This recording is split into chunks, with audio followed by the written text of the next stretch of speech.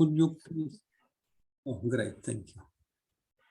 We can start. Our speaker today is Kostya Bogdanov from Impulses recently. And the title is Transcendental Dynamics and Iterations in Infinite Dimensional Teichmüller Spaces. Kostya, please start. Okay, yeah, first, thank you for giving me the opportunity to give a talk in this first seminar of the semester, as I understand. So already as a part of IMPAN itself. So, yeah, as title says, I would like to tell you about the iterations on infinite dimensional Teichmüller spaces and how these iterations can be used to obtain certain classification results in holomorphic dynamics. So, well, in particular in transcendental dynamics. So, okay. So I'm going to start with a little motivation from the point of view of holomorphic dynamics, so that the motivation of my main result I'm going to present, which is called classification theorem. Then I will, in particular, show you this classification theorem, and afterwards try to motivate it from the point of view of the so-called infinite dimensional Thurston theory, which stays somewhat aside from holomorphic dynamics, but it is related to it. So afterwards, I tell you about the sort of very grand scheme of the proof of the classification theorem. How does it work? So this will be the first part of the talk. And then we try to go through some of the main ingredients of how everything works in the proofs, in the constructions. And finish with one theorem, which basically says something about the dependence of the construction on certain parameters. So, yeah, I'm trying to make this talk as accessible for a broad audience as possible. So if you have any questions, please don't hesitate to interrupt me and ask immediately. So, well, let me remind you, in holomorphic dynamics, we study the iterations of holomorphic functions. So if we have a Riemann surface S and have a holomorphic function from S to S, then we we study what happens with the iterations of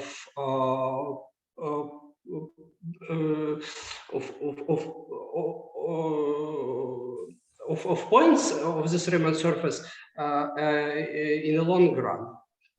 So, in particular, we will be interested in the case when our Riemann surface is just a complex plane. Well, in this case, we have two main possibilities. Either f is a polynomial or a transcendental entire function. Well, and since our title is Transcendental Dynamics, of course, mainly we'll be interested in transcendental entire functions. So, but in both cases, we have a sort of dynamically natural set, which is of most interest for us. It is called escaping set of f. This is simply the set of points in the complex plane which escape which tend to infinity under the iterations of f. So, okay.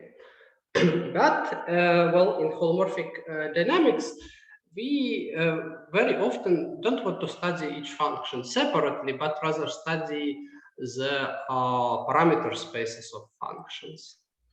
Well, the most famous and celebrated example of such parameter space is, of course, the Mandelbrot set, which is the set of parameters C for which the critical point 0 of the polynomial z squared plus c has a bounded orbit under iterations of this polynomial z squared plus c.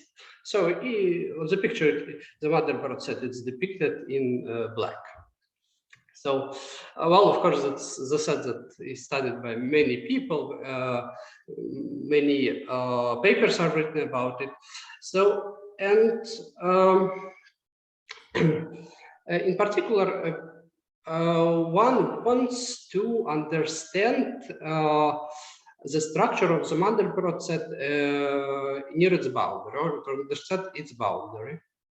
So here it's, and to understand it better, one of course wants to understand better the complement of the Mandelbrot set.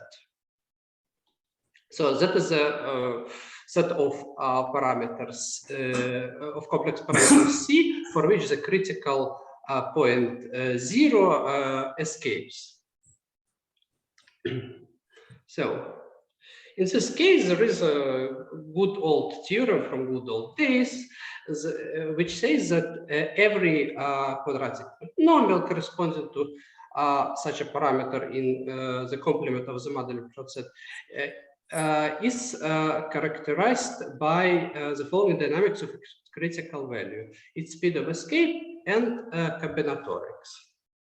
So let me say just one word about it. So basically, this means that if we denote by f of the sum polynomial z squared plus c, then fn of 0 is when n is big, looks similar to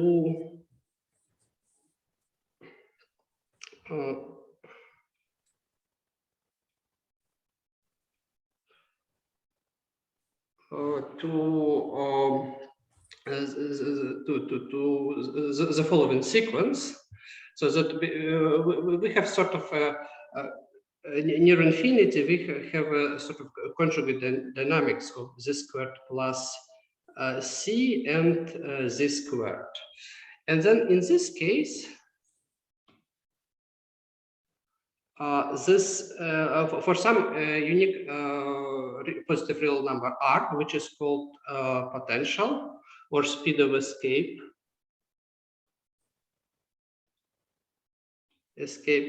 and some angle phi, or which is we call external angle, or combinatorics. But to what I understand, is combinatorics is not abstraction for topological conjugacy. Yes.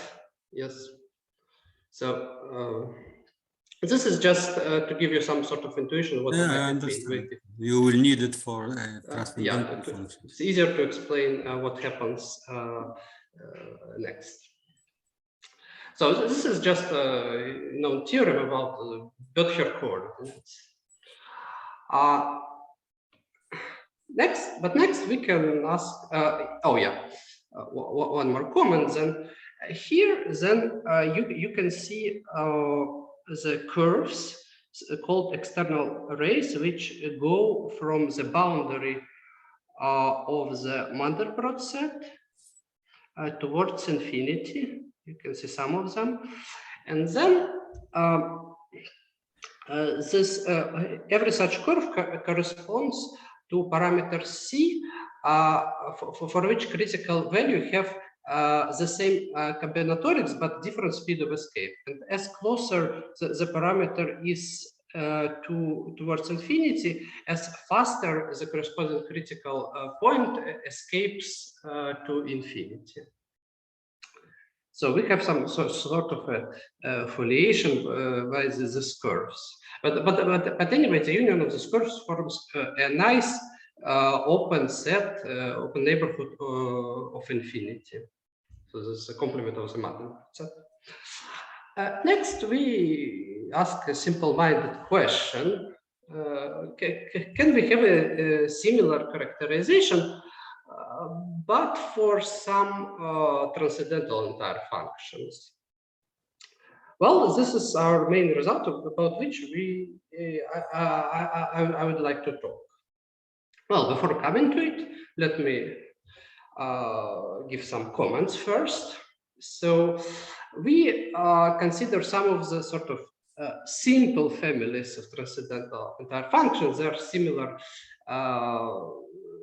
in certain, they're simple in some certain sense because they're explicit, but nevertheless, their analysis is not easy at all. So first of them is, of course, the exponential family. It's our toy example. We will return to it many times today.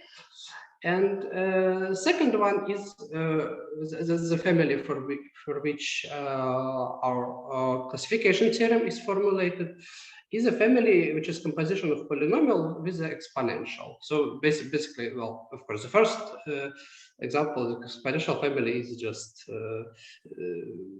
for the case where we have polynomial of first degree. Yeah, then the set of singular values, let me remind you, is defined as a union of critical values of f and asymptotic values of f. Well, critical values is defined in the standard way.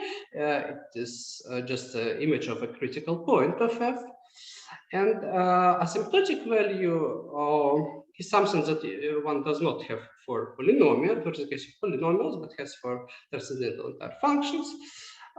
Is defined here. So, for example, for the exponential family, we have we have just one singular value kappa. So that well, okay, to be fully strict, we have two asymptotic values, kappa and infinity. But in our talk, we are interested only in finite asymptotic values and finite singular values. So every time by default, omit saying anything about infinity. So you can think only about finite singular values. And so we have for the exponential family e to the plus kappa. For this function, we have just the unique singular value. Okay.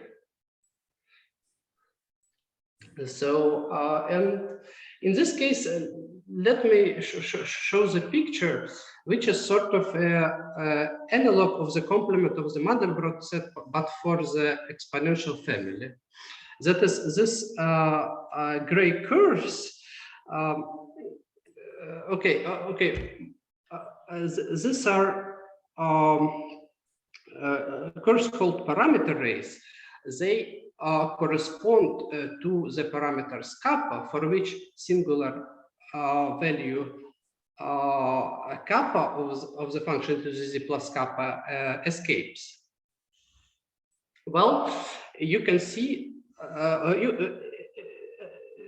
the same way as for the complement of the Mandelbrot set, you have some sort of a union of curves here, but the points corresponding to the parameter kappa lying on just one curve, they correspond to singular value having the same combinatorics but different speed of escape, and parameters correspond to points, parameters lying closer to infinity, they correspond to the critical, to the singular values that escape faster. So, but unlike the complement of the Mandelbrot set that you have here, which is just a very nice open set, yeah, it's a little bit difficult near the boundary of the Mandelbrot set, but otherwise it's just an open set, neighborhood of infinity. It is no longer true for transcendental entire functions. So this union of the curves have some difficult topological structures, they are united in the so-called counter bouquet. You can see them here. So they they are much more complicated. So infinity can be treated as in dynamical sense, Kramer. No. Kramer point with very complicated hedgehog going out of it. Right? Well, in a way, of course, we can. If we. Okay. No, because I am mixing parameter space and dynamical. Yeah. Well. This parameter space. I meant dynamical, where infinity is very complicated point. Well, something grows out. Yeah, we have essential singularity. So even for the exponential family, it's complicated. Yeah. This is just to motivate for you how much more difficult object we consider, even though if the Mandelbrot set is very difficult. So, so now we can formulate the theorem. So, well, I formulated for the general set of families of functions, polynomials, exponential, but in particular, but if you can just think about the exponential family, if it's completely fine for the purposes of this talk. So if we are given just a polynomial p and entire function f naught of the form of position of polynomials exponential with m singular values, we just write out this number m. And also we have a list of m allowable speeds of escape and combinatorics given by potentials and external addresses. I will explain later what does it mean, but for the moment you can intuitively think about as for the quadratic polynomials. And so given a list of m allowable speeds of escape and combinatorics, each corresponding to a particular singular value of f naught. Then, if we have this information in the parameter space of f naught, we can find a unique entire transcendental entire function g, such that its singular values, each of them escapes exactly as prescribed with given speed of escape and combinatorics.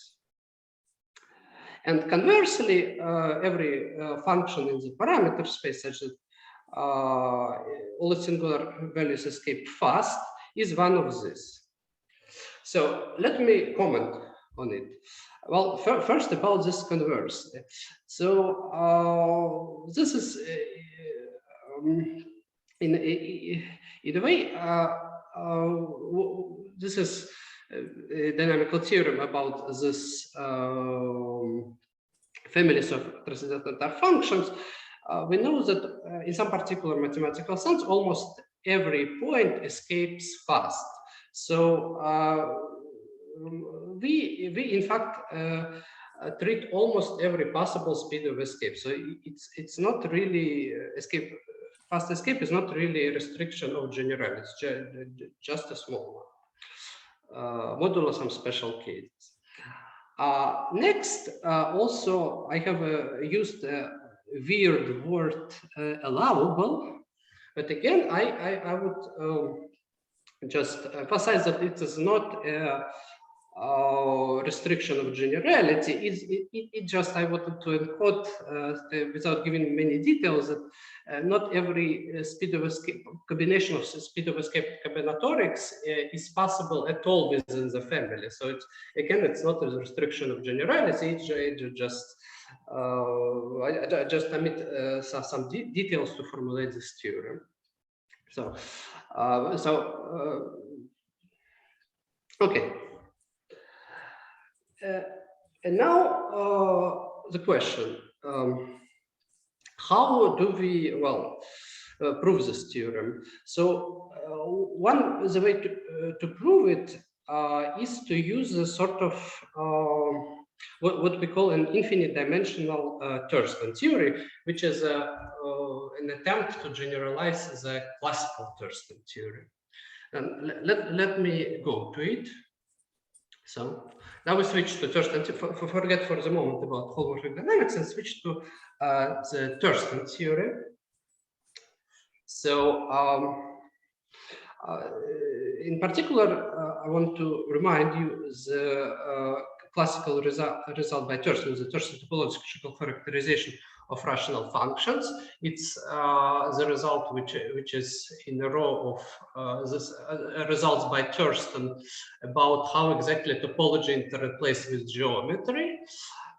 Well, in particular, when, for example, some topological object can be endowed with the geometry. So other of his results are the classification of surface automorphism and the famous hyperbolization theorem, which is a part of generalization conjecture, whose proof was finished by Perelman.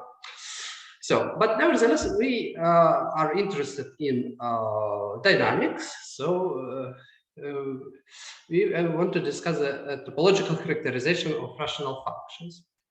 So let us read it together. So it says that a postcritically finite branch covering F of the two-sphere is Thurston equivalent or combinatorially equivalent to a rational function if and only if there is no Thurston abstraction.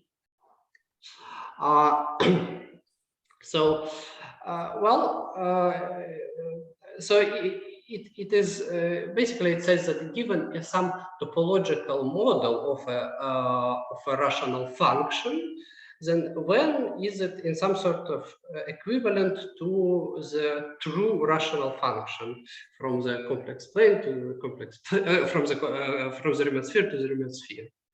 So well, here is it. The Thurston abstraction is just some topological property. You don't need to know what it is for purposes of this talk, because in our case there are no Thurston abstractions. I also would like to comment a little bit about what does it mean to be Thurston or combinatorially equivalent in this case. So we say that the postcritically finite branch covering is Thurston equivalent to a rational map G if there are homomorphic sphere Psi such that the following equality is true. Basically, it says that just the following diagram is commutative.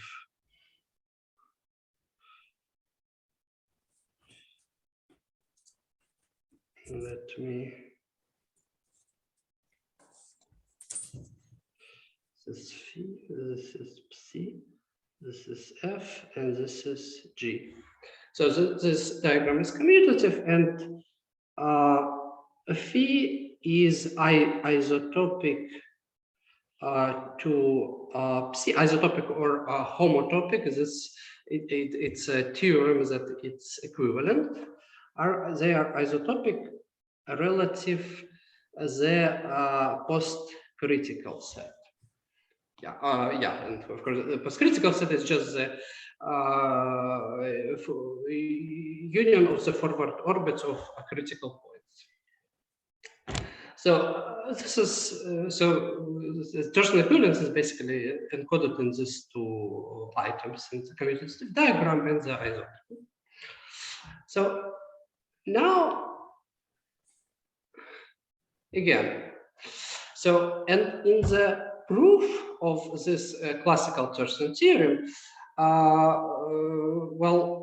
Thurston defines and investigates a special map that is called Thurston sigma map, acting on a specially chosen Teichmüller space.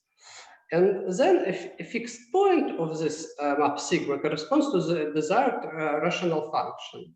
So that in a way, one defines a dynamical to find this Thurston equivalent rational function. One defines a dynamical system on some specially chosen Teichmüller space, and looks for its fixed point. So, if you don't know what is a Teichmüller space, I will define it a little bit later. But for the moment, you can think that this is some specially chosen, some special metric space. Okay. So having in mind this Thurston topological characterization theorem, we can ask further simple questions. So, but what happens if the set PF contains infinite orbits? So can we, as in the proof of the classical theorem, first define the sigma map? Then if we cannot define, then will it be strictly contract? And this is a very important ingredient in the proof of the classical theorem. And finally, does it have fixed points?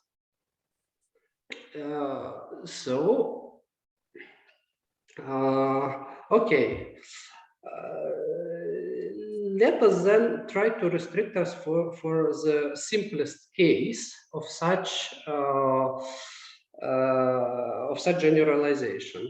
So it would be if we have only one accumulation point, we can agree that this is infinity, and that all orbits are infinite, so that we omit the case that when we have some pre-periodic or periodic orbits, it will be only a complication for us. And then we are supposed to consider branched coverings F that model either a polynomial with escaping critical values or a finite type transcendental function with escaping singular values. Yeah, oh, I forgot to say that finite type transcendental function just means that by finite type we mean that there are finitely many singular values. So, and okay, here maybe it's a matter of taste with what you want to start the analysis of this Thurston iteration, but well, you might guess I prefer the transcendental functions. We have, in this case, we have the covering of infinite degree as well. This should be more interesting.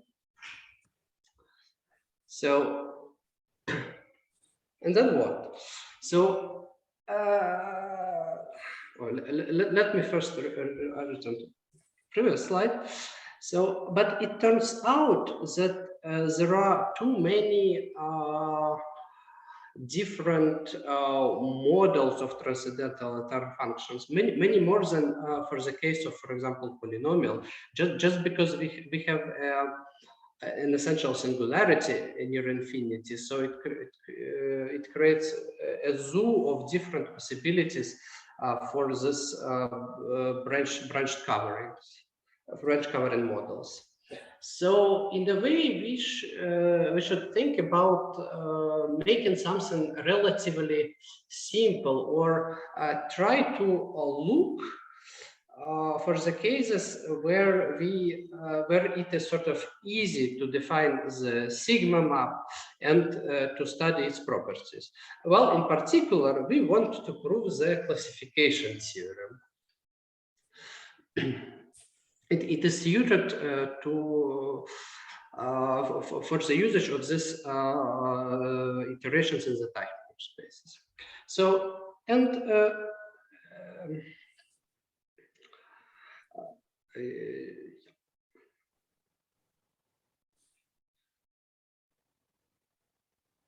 yeah, so so exactly for the proof of the classification theorem, we need the topological models or branched coverings that model the transcendental functions for which all their singular values escape.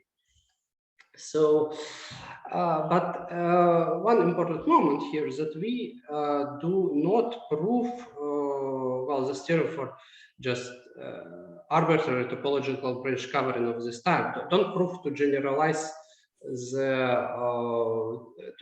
completely the Thurston theorem. We just want to prove the classification theorem. So we really want to furnish some special quasi-regular branch covering F, which we construct using the speeds of escape and combinatorics given to us in the statement of the classification theorem. So that we want to take we want to take really a topological model which has chances to be realized as a transcendental entire functions, because many of them won't be realized. And in this case, this quadrilateral branch covering F defines the sigma map acting on the Teichmüller space of the complement of the post-singular set of F. Then, as in the classical theorem, this sigma map will have a fixed point. This is a theorem, and this fixed point would correspond to the transcendental entire function with singular escaping dynamics as we want. Is a statement that we want to get for our classification theorem. So this is a theorem, so it needs some proof, but this is a sort of a reduction step that allows us to transfer from the proof of the direct proof of the classification theorem to the study of a dynamical system on some particular Teichmüller space. And look for its fixed points. So this is the similarity with the classical theorem.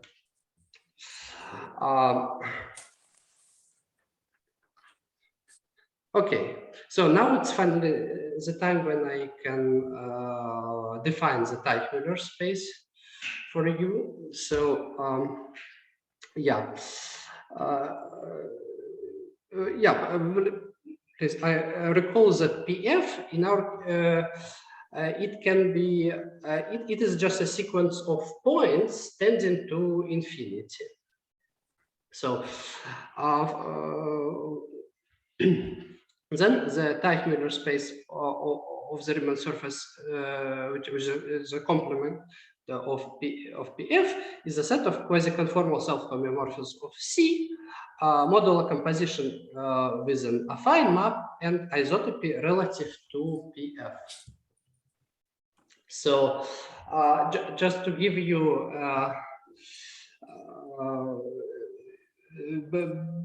brief and fast definition of what is quasi-conformal map, or a quasi-conformal self-homeomorphism of C. The standard way to do this is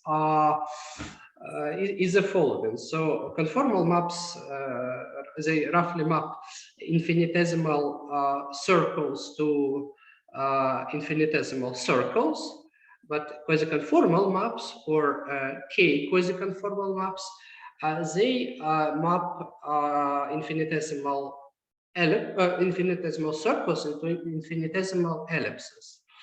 But depending on the constant K, this eccentricity of the ellipses cannot be too big. So the ellipses cannot be too oblong depending on this constant K. So it's just some sort of generalization of conformal maps, which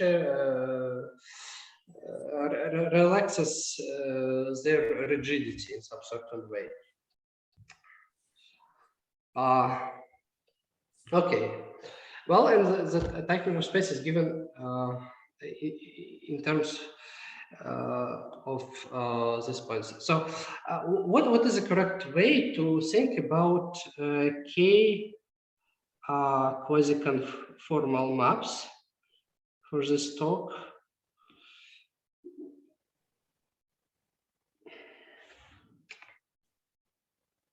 So let us. Okay, we have our sequence of points PF. It's an infinite sequence tending to infinity. Then, since we consider the Teichmüller space as equivalence classes a relative composition with an affine map, we can, by definition, agree that some of that two of the points are simply fixed. So it's we can even agree that this is, for example, 0 and 1. So, and then we consider homeomorphisms phi, quasi-conformal homeomorphisms phi from C to C, which fix 0 and 1 and move the other points somewhere. So in this case,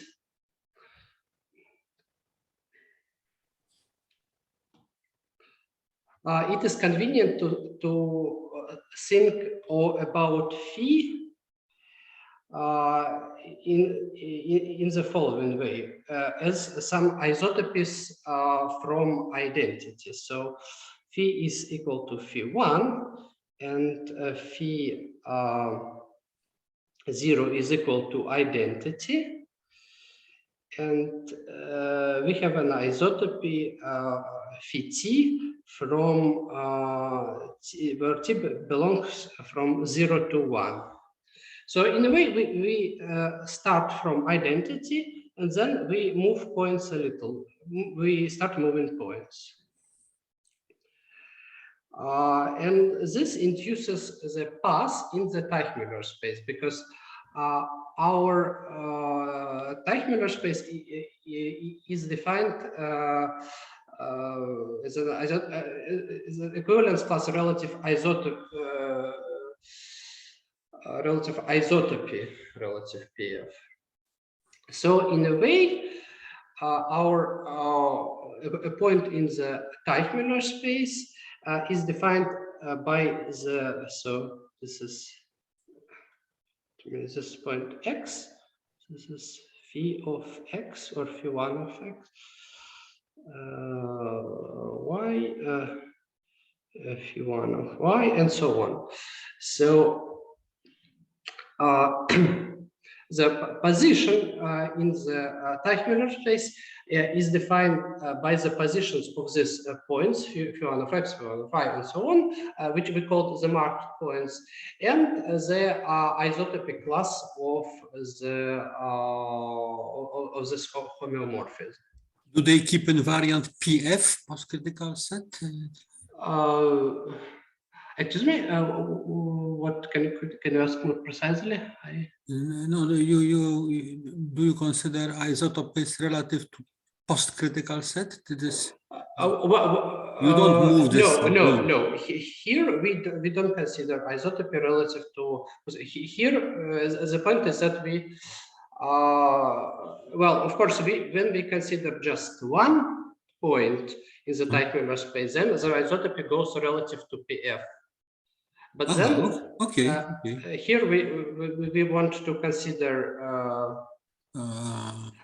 just another point in the Teichmüller space. We can get it in the following way, but by just starting moving our points. Yeah, and then this way we get a path in the Teichmüller space. No, my question was whether in the Teichmüller space you move this post-critical set or you don't move it? Yes, I do it, of course, because we want to get a pass in the Teichmüller space. Because if we don't move the post-critical set, but then we stay at exactly one point in the Teichmüller space. I see. Yep. Okay. So, well, of course, in this, in the case when PF is finite, then this Teichmüller space has a natural structure of C n manifold, which is more precisely equal to C of PF minus 2, because 2 points are fixed and the other points are moving. But when this PF is infinite, which is the case interesting for us, then in this case we have some sort of C infinity manifold. It's not precisely like this, but in a certain way, one can have the following intuition. And well, also it is not in the finite dimensional case for this points can move all together basically as they want. They just don't need to collide, otherwise they can move continuously. But it is no longer true for the case when PF is infinite, because if some points closer to infinity are moving too fast compared to the other points, then it is not longer possible to get a quasi-conformal of homomorphism. We simply get into a different Teichmüller space. So one should be careful. So it is more difficult pictures than find sort of finite dimensional set. So and that's actually, so that's why we say that we have finite or infinite dimensional Teichmüller spaces. That when we have PF is finite, then we just have this CN manifold structure, and otherwise. But we want to consider the case when PF is infinite, and then we have this sort of C infinity structure. Okay. So, and what do you need to know as well is that equipped with this Teichmüller distance, equipped with the Teichmüller distance, the Teichmüller space is a complete metric space. So you don't need to know exactly what is the Teichmüller distance for this topic. It is fine. It is defined via some sort of minimizing the quasi-conformality constant in the isotopic class of homomorphisms. So, so our Teichmüller space, even in the infinite dimensional setting, it can be endowed with such metric called Teichmüller distance. And with this metric, the Teichmüller space is a complete metric space. So next, I would like to give you sort of a small overview of what are the main differences between finite and infinite dimensional setting, because everything starts to go completely different comparing to the classical theorems.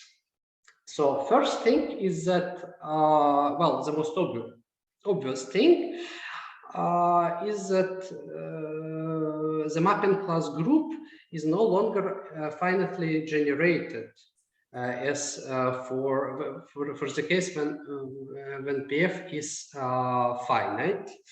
Well, this is in a sense very important for us because, well, we are supposed to work with, well, from the definition of the Teichmüller space, we are supposed to work with isotopic classes of homomorphisms. And so we need an effective way to really encode these isotopic classes. And of course, this gets much more difficult when we have like an infinitely generated mapping class group. The second, well, sort of striking difference is that, well, when PF is finite, then we basically have just one Teichmüller space of C minus PF. So that Teichmüller space of C minus PF. But for the infinite case, we have uncountably many different Teichmüller spaces.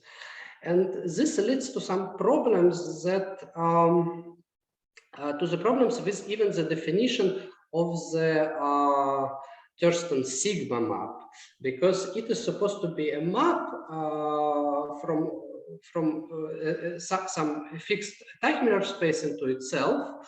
It is not a problem in the classical case, but in our case it might happen that it will be a mapping between different Teichmüller spaces.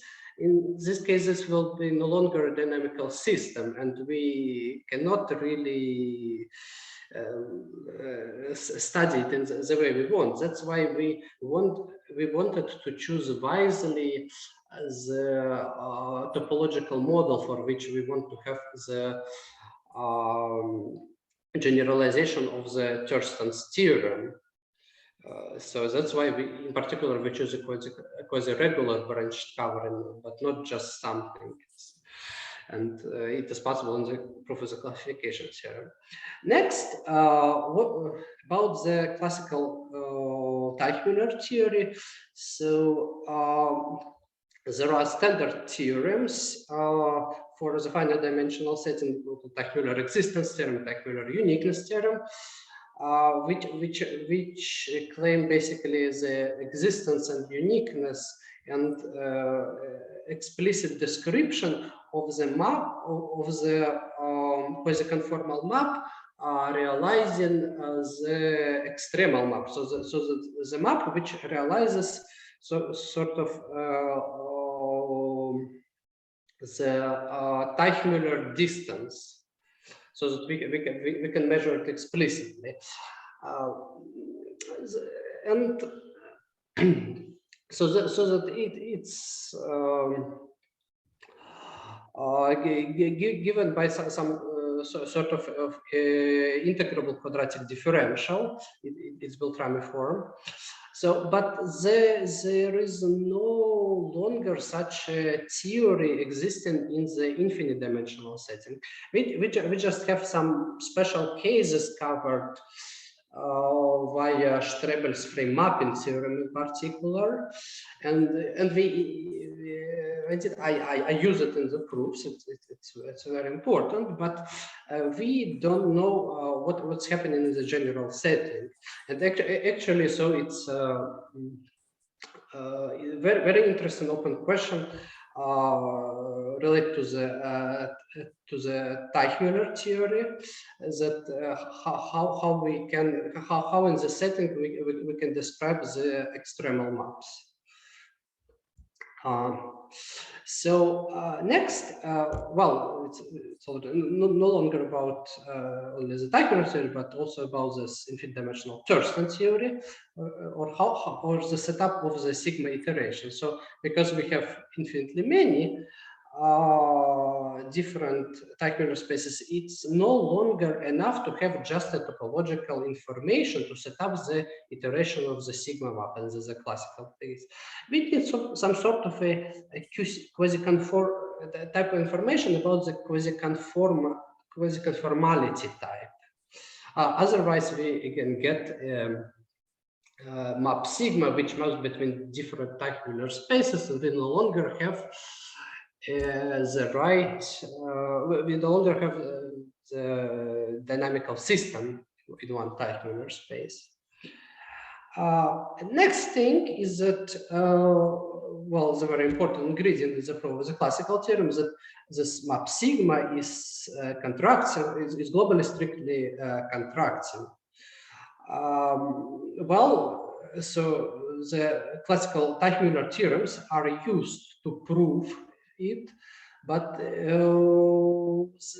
well, since they do not exist in the infinite setting, we don't really know whether the map sigma is strictly contracting. So it is again a very interesting open question. So we don't need to know it for the proof of the classification theorem, but so we get away in some other way. But it would be, of course, interesting to explore. Okay, so let me say a few words about the very grand scheme of the proof of the classification theorem. Let me maybe remind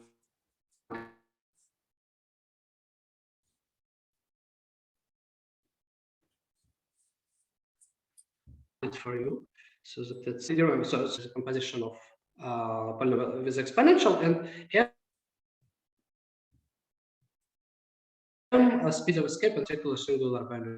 And then in the parameter space of F0, we want to find the unique entire function G such that each singular value escapes sky.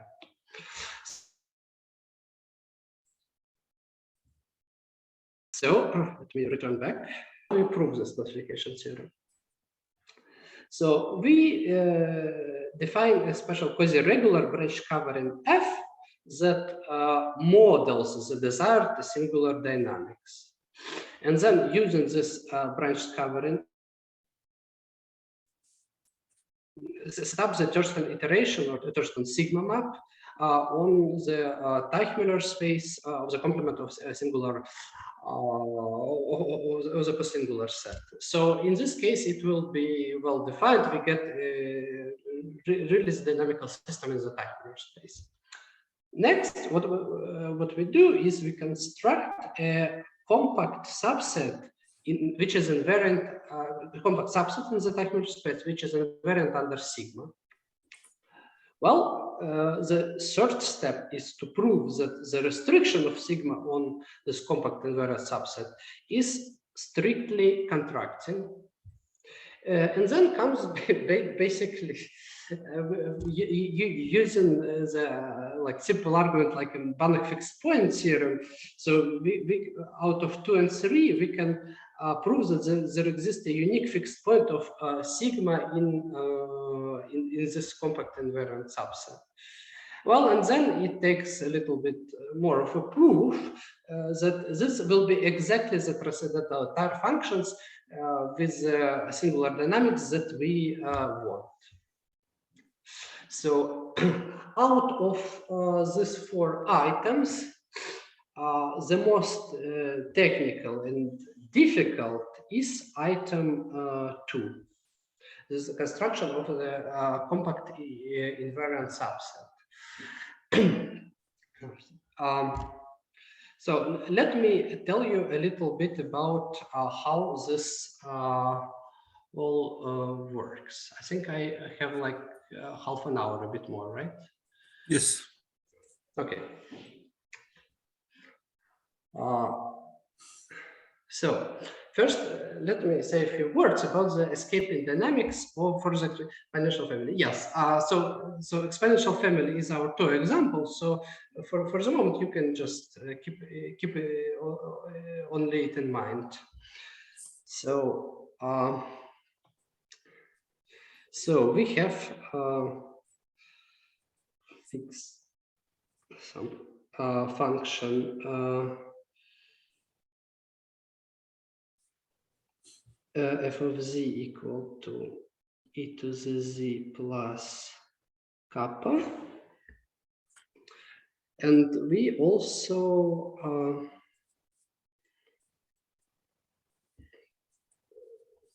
take some point z naught belonging to the escaping set of f. And Zn is simply the nth iterate of the knot. Then, well, it is true for most of the escaping points in this family. There are some special cases, but we don't care about them. Then each of such points can be connected to infinity by a special path. Uniquely defined.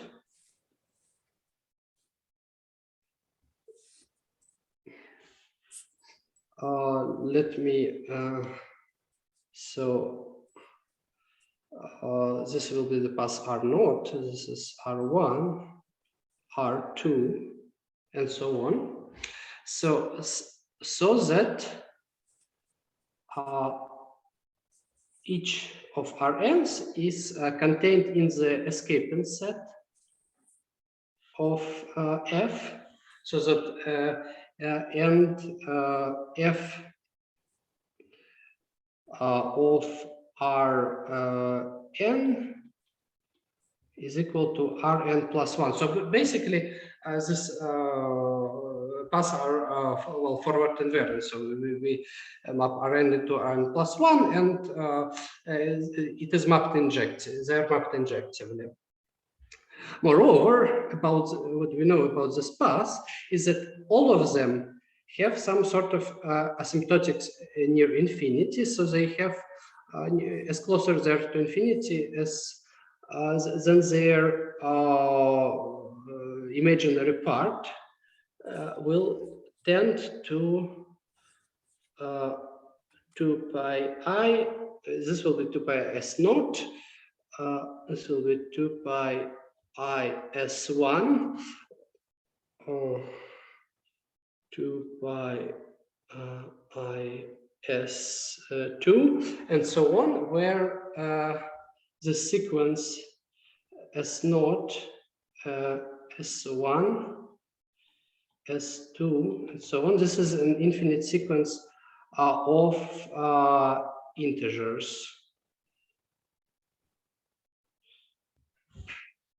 Well, each of them is integer. So this is something that we call external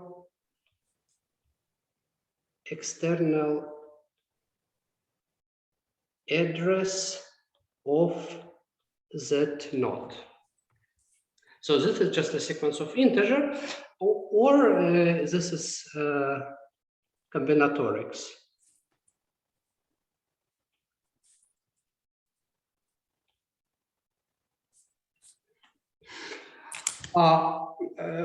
We also want to tell. I also want to tell you what is potential. Potential is basically the position of the point Z0 on this curve. So in fact, it can be somehow extended further.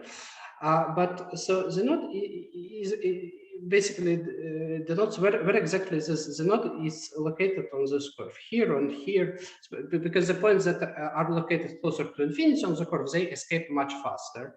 So basically, we can, well, believe me, maybe that it can be defined in a canonical way. The potential C is just a positive real number corresponding to the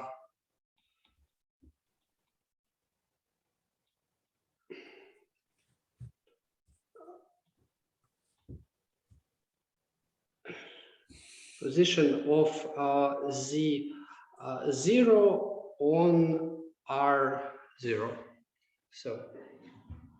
So this is a speed of this is what we call also the speed of escape. So these are two parameters.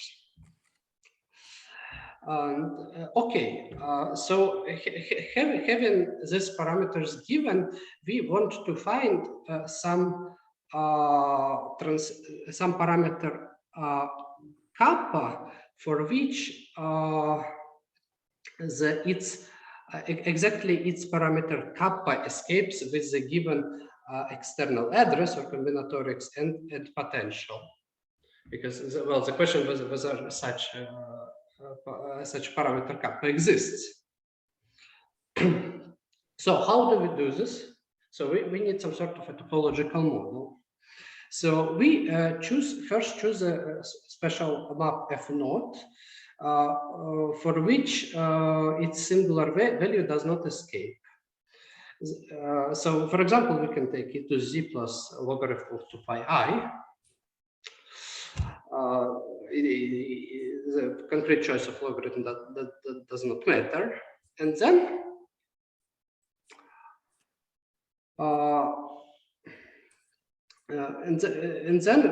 it is a not very difficult theorem that there exists a particular point A0 in the escaping set of F0 such that it escapes with the desired potential and the external address.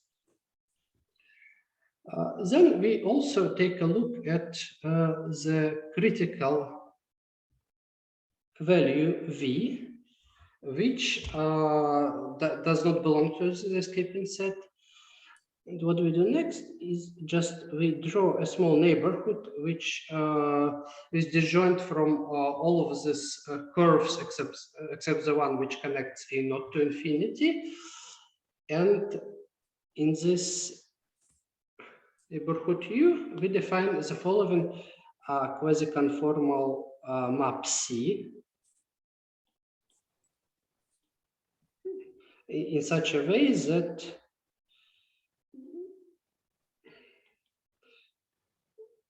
in the complement of U, it is equal to identity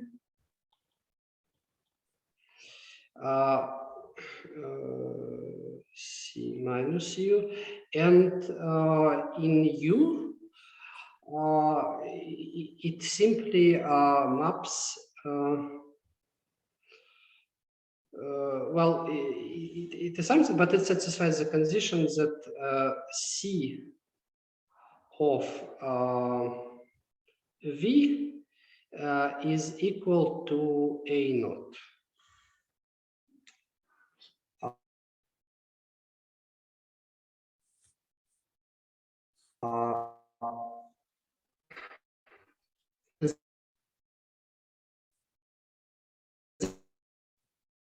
Then C with F. It's exactly our map which escape in dynamics. Well, it's easy to see that F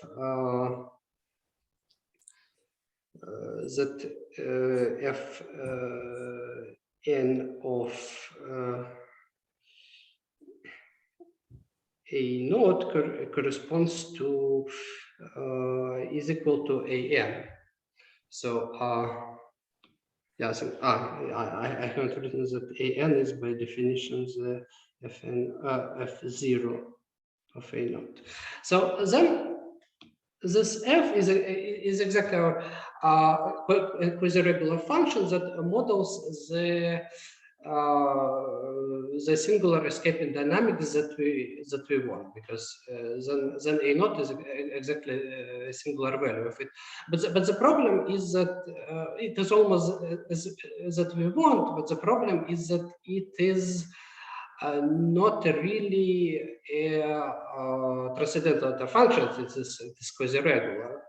Then we need to set up the Thurston iteration to find a transcendental functions which is Thurston equivalent to it. So, well, here is a reminder of the definition of the Typhooner space, just in case you see it the first time for you. So, then the Thurston map is defined via so-called Thurston diagram, exactly in the classical case. So, we take just some quasi-conformal map phi representing an equivalence class in the Teichmüller space. So we draw it here. Then, the composition of this map, composition phi with f, it defines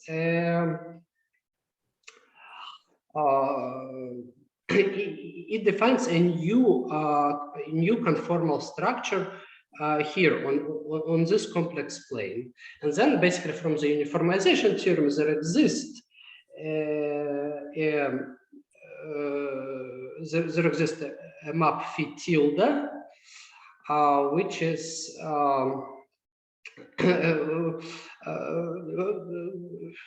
the map phi tilde, which is basically straightening map from this new complex structure into the standard sphere C with a standard Riemann sphere.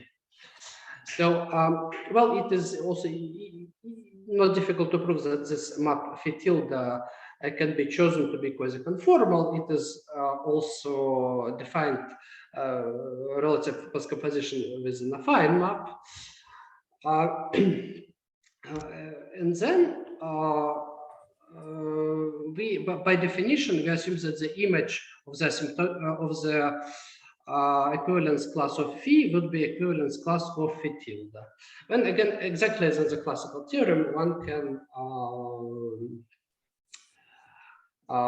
can argue that it is well defined. Then on the right, we have a transcendental functions, one function g from the complex, well, transcendental function. And in particular for the exponential, it might be chosen to have a sort of more special form. But let me right? So G would be G of Z would be equal to alpha e to the AZ plus B plus beta, where alpha, beta, and B are some complex constants. So it's sort of well, very important thing is that to choose the correct normalization here, because otherwise it makes it a little bit difficult to work with this. And to make this, the next sort of reduction step happens. So we don't consider the whole Teichmüller space now. We restrict sigma to the so-called subset of points of what we call identity type, which is invariant under sigma. So what are identity type maps? So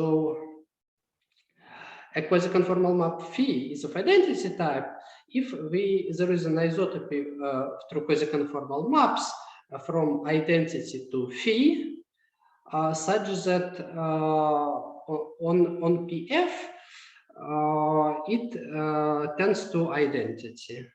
So that in a sense, when we start to isotope to do this isotopy phi u, then maybe somewhere in the beginning our points are allowed to move much if we want to move here a little bit, but the points that are closer to infinity are allowed just to move a little bit, just a little bit.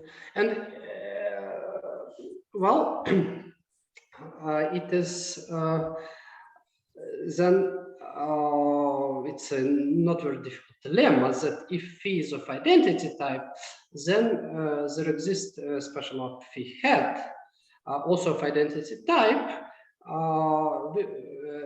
such that the following composition is a transcendental function. In particular, for the exponential, it has very explicit form.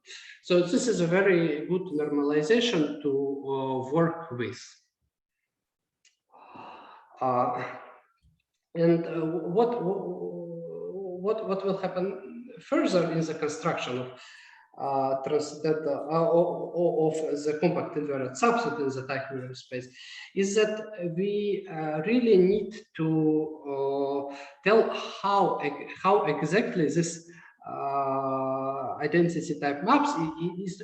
We need to give some bounds on how exactly this thing is fulfilled and some sort of restrictions on the isotopy types. So let me maybe yeah. So what I want to say next is that the following thing. So we need to really run the Thurston iteration effectively. We need some good way to encode the isotopy types of this of a point in the Teichmüller space.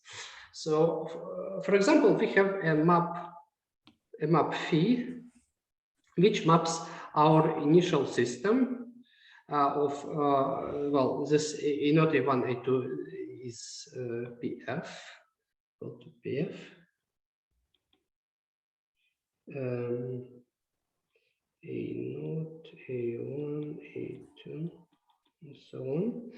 And we have chosen that well, this curves in the escaping set connecting them to infinity. So basically,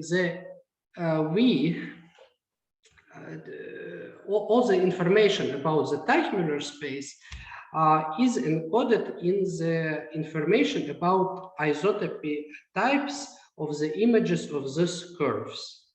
So basically, to run the Thurston iteration, we don't need to remember really the isotopy class of phi, but we can remember the isotopy type of these curves, each relative to the marked points. So let me write it. So it's R0, R1, So it's phi of R0, phi of R1, and so on. So we only need to remember the isotopy class of phi of Rn relative to phi of Pf. This is another reduction step, so that we don't really remember the isotopy class of homomorphisms, but we remember the isotopy class of isotopy classes of curves, of infinitely many curves, countably many curves, each relative to countably many points. Well, this again is not very convenient, so but it turns out that it is possible to remember even less information about that is the isotopy class of each phi of Rn relative to only finitely many points, phi of A0, phi of A1, and so on, phi of An. So this is so, and this is why I called projective homotopy type, because we basically for each curve we just simply erase forget infinitely many points and just consider the isotopy type relative to finitely many points. Okay. So let me, and then let me go then to the construction of this CF, just to give a little bit of comment of on how it works. So let me draw it. So first, basically, well, as I said, we only need to prescribe on how exactly these marked points are moving when we consider an isotopy from identity to some map phi. So, well, so basically our invariant compact subset is because each map in it is constructed via some isotopy from identity, moving marked points in some particular way. So we choose some big disk d rho and some index n such that the following basically is true. So the first thing is that the marked points are stable inside of this d rho, so that, let me show you, so that the points inside of the disk, they let me choose the yeah, so they're allowed to move only inside of this disk. They cannot leave this big disk d rho. This is d rho. Then next, outside of d rho, there are infinitely many points. They are allowed to move just inside of small neighborhoods around them. And as closer to infinity, where smaller are these neighborhoods. Next, is that the marked points inside of d rho, they are not allowed to come too close to each other. So there are, of course, some very technical and particular estimates on how exactly they can come to each other. But basically, this means that they cannot come too close. And finally, the fourth thing is that these points are not allowed to the points are inside of the d rho, the marked points. They are not allowed to wrap around each other too much. Then the estimates are given exactly projective homotopy types of curves. Some basically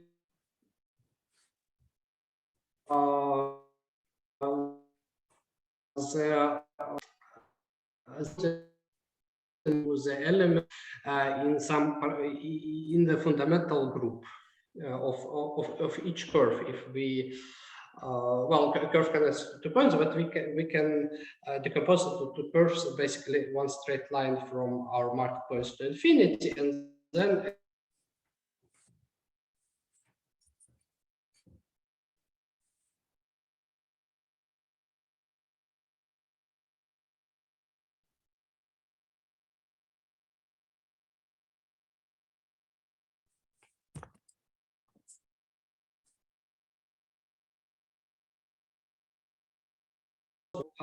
the important thing is that in infinite dimensional case, we don't really know whether sigma is globally strictly contracting. Is a Teichmüller metric. So, but for the case of when we consider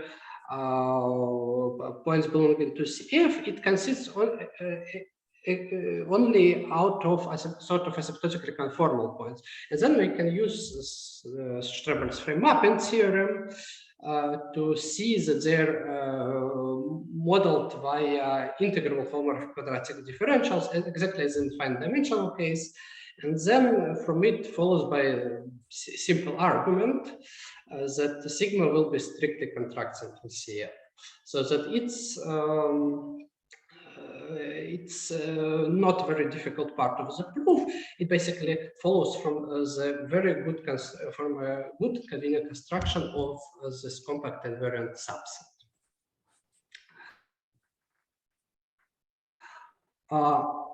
Let me yeah, so and then well, item 4 is just as I said in the grand scheme, this big scheme was just from this to the from the strict contraction fixed point. So this is it about the construction, but let me tell you a little bit about the dependence on parameters. So so for some fixed parameter space given by a function of naught, we have a correspondence so that we have the set as in the classification theorem, we have some given set of speeds of escape and combinatorics, potentials and external addresses again. And then we, well, using our construction, we have these fixed points, and we have our function g ts, which realizes this singular speed of escape and combinatorics. Then how exactly this construction depends on parameters? So the answer is seems to be rather simple. Is that this GTS depends continuously on parameters, and well, for potentials we can simply consider the topology of R plus, and for each of the external addresses, which is a sequence of integers, we consider something slightly stronger than the product topology. There are different options here on how to do this, but there's no optimal way how to do this, but one can choose something up to preference. So, okay. So then let me finally come to the conclusion. So, well, we classify transcendental function of the particular form, which is composition of polynomial exponential, for which all singular values escape. And this is done in the classification theorem. And the way to do this is that we sort of try to generalize or to prove some analogous statement for Thurston characterization theorem, but for a singularly infinite case. And this well leads to iterations on infinite dimensional Teichmüller space. from this infinite dimensionality of the Teichmüller space, well, it causes a lot of troubles. So, well, such as no usual setup for the sigma iteration. You need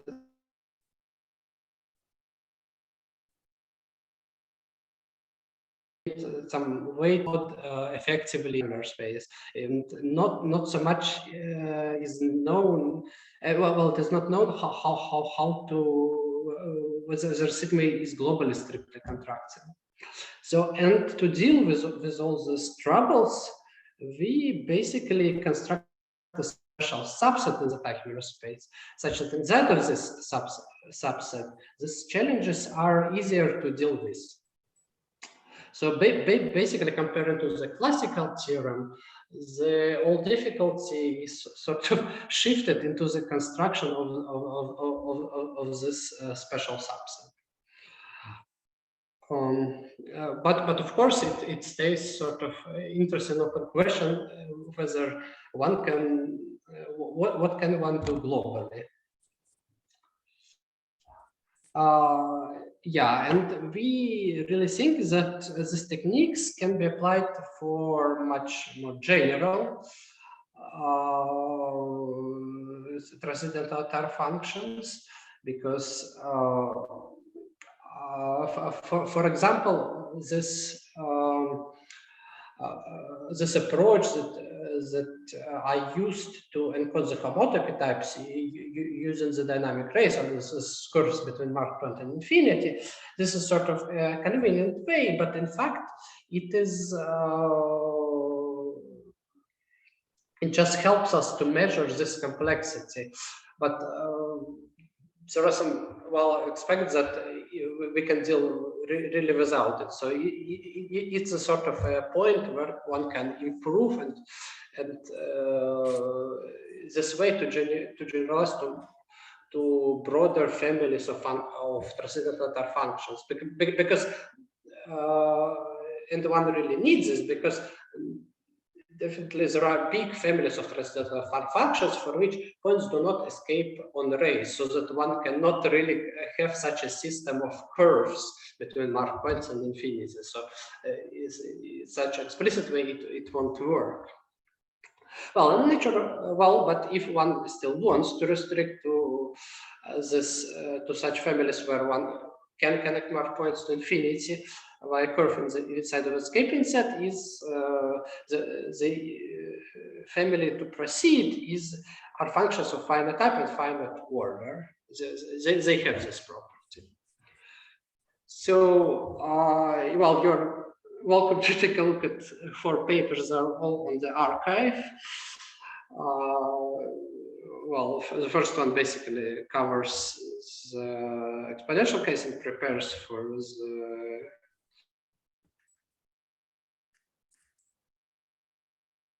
other ones. The I didn't realize that some special cases where we don't have, for the case when we have more than one singular orbit, when we don't have a sort of sparse orbit, so that points on different orbits come too close to each other. This is a special, technically difficult case. Okay, then this is it. Thank you. Thank you. Do you have questions? May I? Yes, please. You had some very specific estimates for these points AN and so on. How are they used, and how do you know that they are satisfied? Estimates. I mean, you had this rather specific estimate. Yeah, exactly those. Well, how are they used, and how do you know they are satisfied somehow?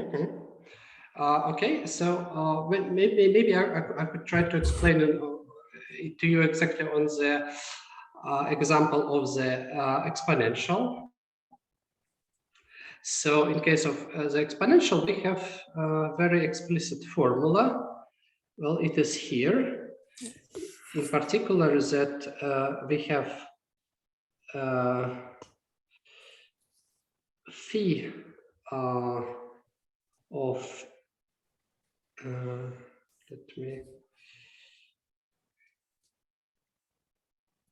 an plus 1 is equal phi of an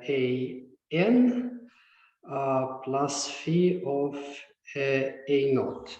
So in particular, phi hat, so that it's in the image, it is of an, it is can be recovered via the logarithm. It works that easily only for the exponential case. So it's a logarithm of phi of an plus 1 minus phi of a0. So let me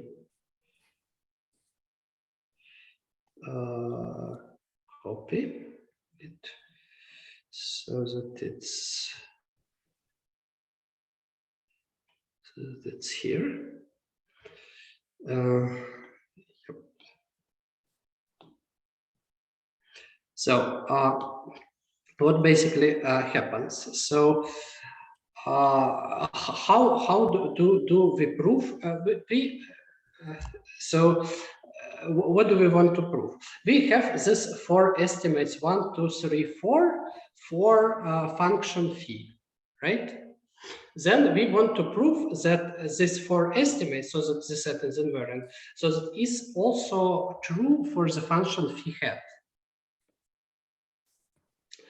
And well, then the first, how, for example, do we prove one for phi hat using 1, 2, 3, 4 for phi?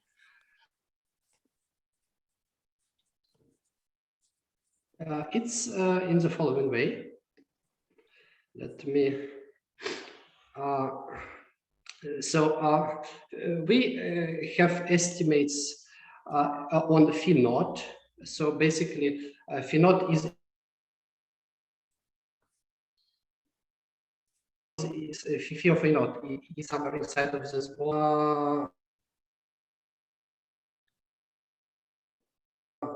phi of just taking get. Let me choose different color.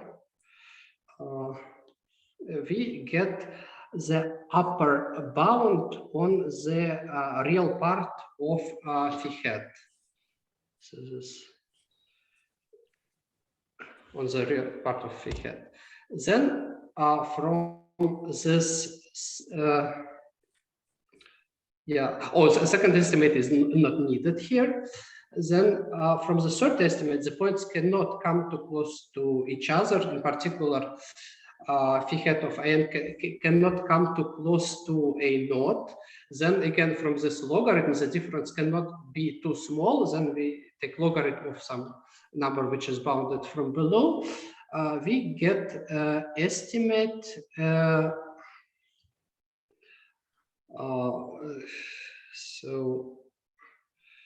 Let me. Okay. So first, so here is some less than some number m.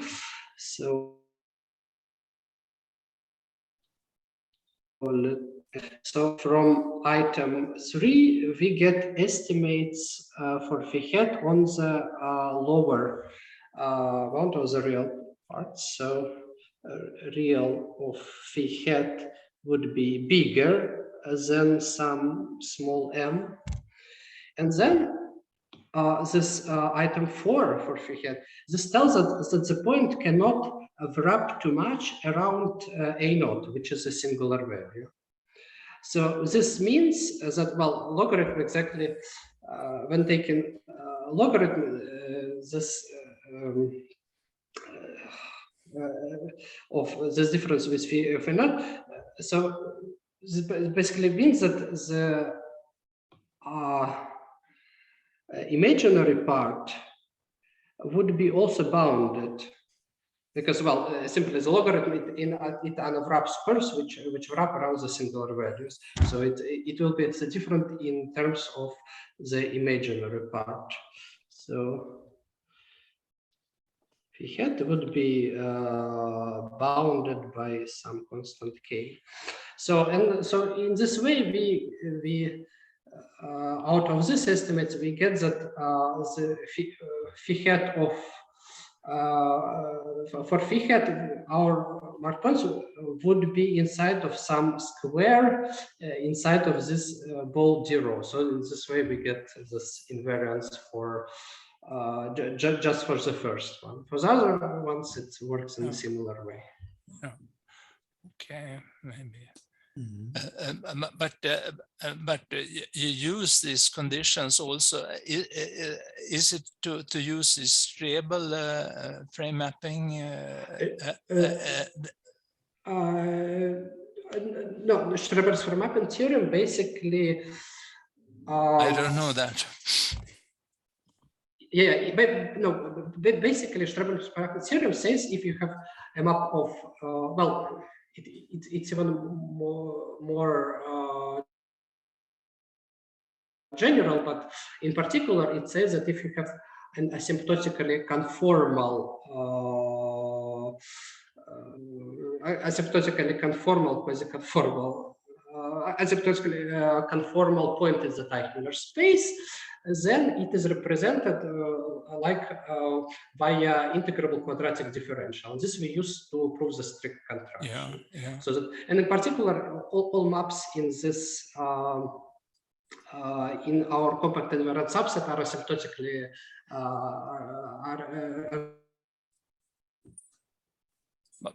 but it's not asymptotically conformal points. But it's not needed how this asymptotic conformality, an estimate for is not needed then for an estimate for the asymptotic conformality. It's the, well, maybe it takes well this explicit estimate are not. Maybe this takes it too far. Are you still with me? Yes. Yeah. Can you hear me? Because something with the internet. Yeah, there are some short breaks. Yeah. Okay. So the point is that this explicit estimate are rather needed for me to prove the existence of this compact invariant subset, because they all really must fit, and to the ones for phi hat should follow from the ones from phi. That's why I use them some sort of doing them in the explicit way. But for this strict contraction, we can have more relaxed estimates. Of course, we don't need them to be that strong, that carefully chosen.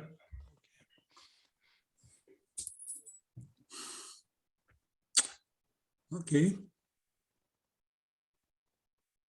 Michael, are you happy with the answer? Yeah. Well, it was. I'm also well curious when, in the infinite dimensional case, you expect that some estimates will play a role of some kind, right? And that was why I got curious. So it's interesting that you can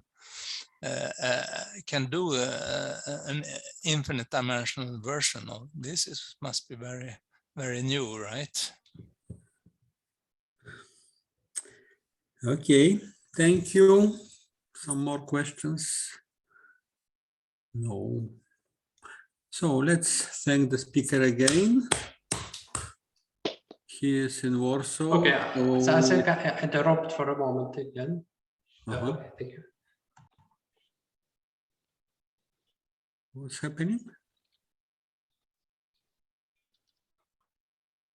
Okay, so thank you.